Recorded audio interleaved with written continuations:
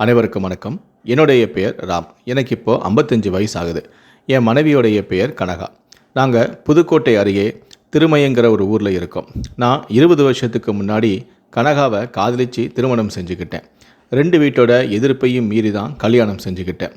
பிடிக்காமல் கல்யாணம் செஞ்சதால் எங்களுக்கு அந்த ஊரில் நிறைய எதிர்ப்புகள், நிறைய தொல்லைகள் கொடுக்க ஆரம்பிச்சிட்டாங்க.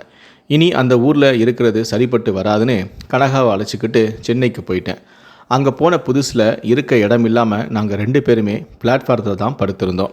காதலிச்சு என்னை நம்பி கைப்பிடிச்சு வந்தவ இப்படி நடு ரோட்டில் நிற்க வச்சிட்டோம்னு ரொம்ப சங்கடப்பட்டேன்.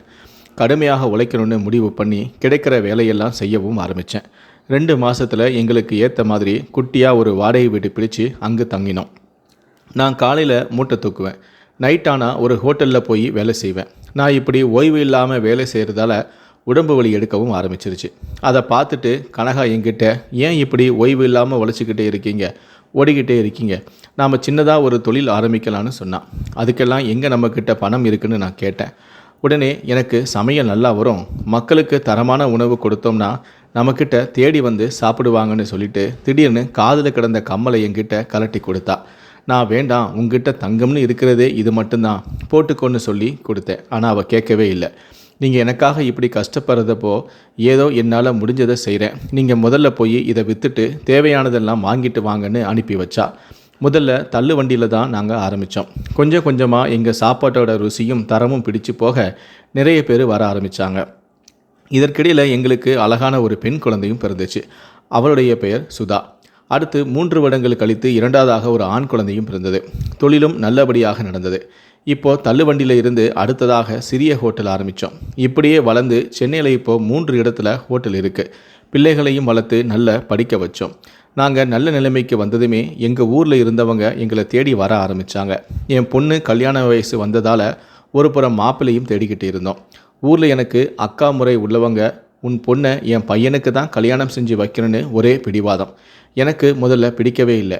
என் மனைவி தான் என்னை சமாதானம் செஞ்சு ஒத்துக்க வச்சா. சரின்னு நிச்சயதார்த்த வேலைகளை ஆரம்பித்தேன். திடீர்னு அந்த பையன் எனக்கு இந்த கல்யாணத்தில் விருப்பம் இல்லைன்னு சொல்லிட்டான். கல்யாண வேலைகளை நிறுத்திடுங்கன்னு சொல்லிட்டாங்க. எனக்கு கோபம் தான் வந்துச்சு. என் மனைவியை கடுமையாக திட்டினேன். நான் வேண்டாம் வேண்டான்னு சொன்னேன், என்னை கட்டாயப்படுத்தி ஒத்துக்க வச்ச பாத்தியா, இப்போ அசிங்கப்பட்டு நிற்கிறது யார் என திட்டினேன். இனி பொண்ணு கல்யாண விஷயத்தில் நீ தலையாடாத, நம்ம ஊரெல்லாம் வேண்டாம், இங்கேயே சென்னையில் ஒரு நல்ல பையனாக பார்த்து கல்யாணம் பண்ணிடலான்னு சொன்னேன். அப்போது நான் சென்னை வந்த புதுசில் ரொம்ப உதவியாக இருந்த என் நண்பரான மகேந்திரனை சந்தித்தேன்.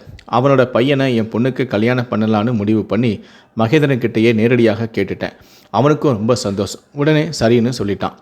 நானும் மலமலன்னு கல்யாண வேலைகளை ஆரம்பிச்சிட்டேன். கல்யாணத்துக்கு 2 நாளைக்கு முன்னாடி நான், என் மனைவி, என் பையன் 3 பேருமே கல்யாண விஷயமாக வெளியில் போயிட்டோம். என் பொண்ணு மட்டும்தான் வீட்டில் இருந்திருக்கா.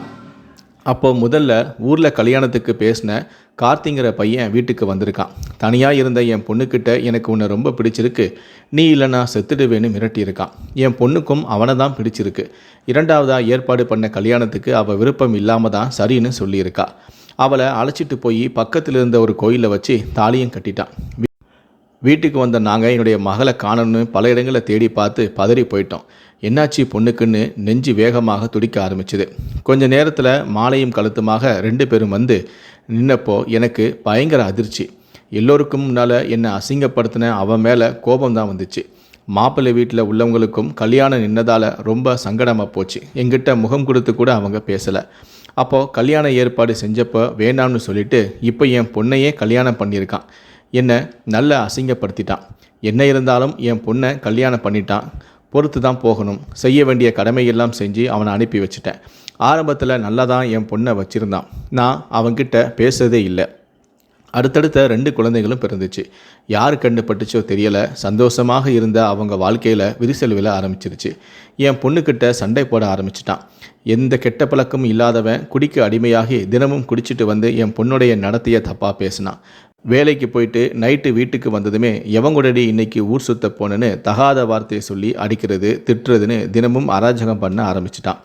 வீட்டில் குழந்தைங்க இருக்காங்கிற எண்ணம் துளி கூட இல்லாமல் அசிங்கமாக பேசுகிற இவங்கிட்ட குழந்தைங்க இருந்தால் அவங்க மனநிலை பாதிக்கப்படும்னு ஹாஸ்டலில் சேர்த்து விட்டுட்டான் என் பொண்ணு. ஹாஸ்டல் போன பசங்க ஃபோன் பண்ணால் கூட ஒழுங்காக பேச மாட்டான். ஹலோன்னு சொல்கிறப்பவே கட் பண்ணிவிடுவான். என்னதான் பார்த்தாலே எரிஞ்சு விழுற, பசங்க மேலே கூட பாசம் இல்லாமல் போச்சா உனக்கு? என்னதான் பிரச்சனை உனக்கு? திடீர்னு மாறுற அளவுக்கு என்ன நடந்துச்சு?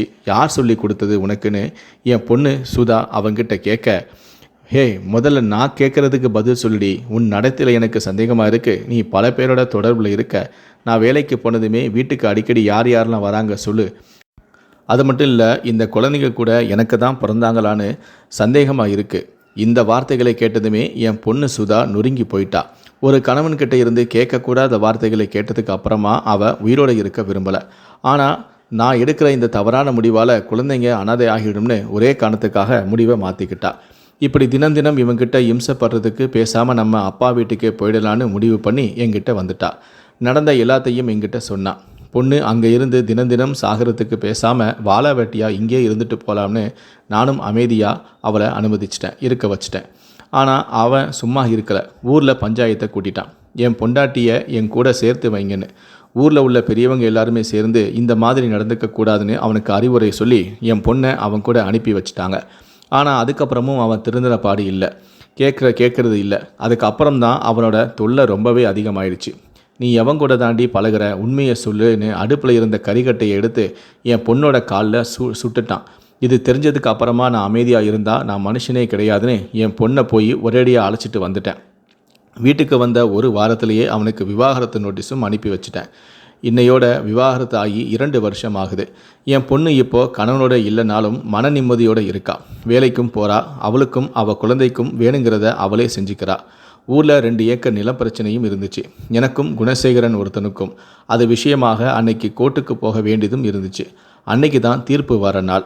இந்த குணசேகரன் தான் என் மருமகன்கிட்ட என் பொண்ணை பற்றி இல்லாதது பொல்லாதெல்லாம் சொல்லி அவனை ஏற்றி விட்டு இருக்கான் இந்த சொத்துக்காக. இந்த சொத்து பிரச்சனையை மனசில் வச்சுக்கிட்டு தான் குணசேகரன் இந்த வேலையெல்லாம் பார்த்துருக்கான். என் பொண்ணோட நடத்தையை தப்பாக சொல்லியும் இருக்கான். அன்னைக்கு முடிவு எனக்கு சாதகமாக வந்துச்சு.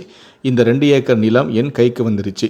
இதை எதிர்பார்க்காத குணசேகரன் என் மருமகன்கிட்ட, உன் பொண்டாட்டி உன்னை விவாகரத்து பண்ணதுக்கே இந்த கிழவன்தாண்டா காரணம், இவனை போட்டு தள்ளினாதான் உன் வாழ்க்கை நல்லா இருக்கும்னு சொல்லி ஏற்றி விட்டுருக்கான். கோர்ட்டை தீர்ப்புக்கு நமக்கு சாதகமாயிடுச்சுன்னு ரொம்ப சந்தோஷத்தோட வெளியே வந்த என்ன என் மருமகன் கத்தியை வச்சு கோர்ட்டு வாசல்லையே குத்திட்டான். அப்படியே நிலை தடுமாறி கீழே விழுந்துட்டேன். ரத்தம் ஓட ஆரம்பிச்சது. கண்ணும் மங்க ஆரம்பிச்சிடுச்சு. என் உயிர் என்னை விட்டு போகிறது என்னால் உணரவும் முடிஞ்சது.